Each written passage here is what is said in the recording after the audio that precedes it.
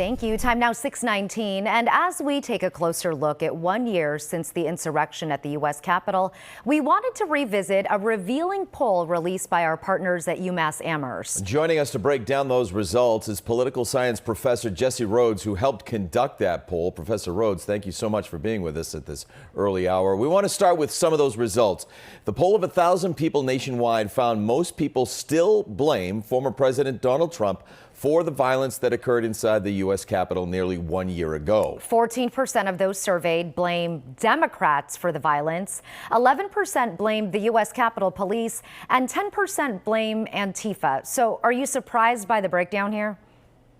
I'm troubled, but not surprised. What we're seeing is partisan and ideological polarization over the allocation of blame.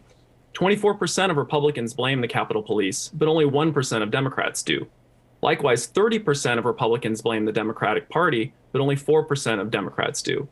Many Republicans and conservatives are shifting blame away from Trump, despite all the evidence, because it helps them maintain and protect deeply held identities and beliefs.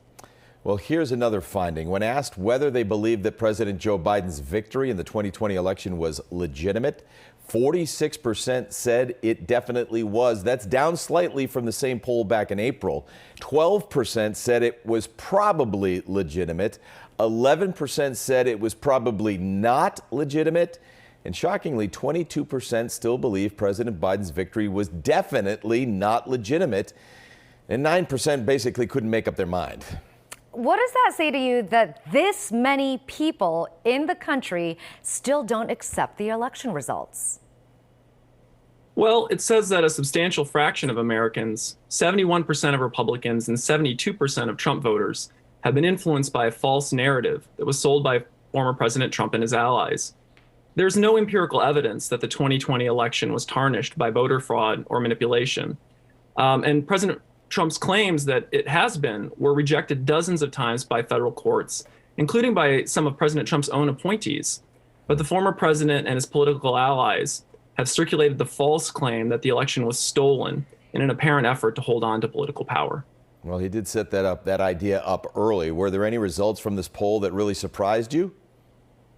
Well, to me, the most surprising and the most worrisome finding is that 55% of Republicans and 56% of Trump voters say that they would be more likely to vote for Republican candidates who question the legitimacy of the 2020 presidential election.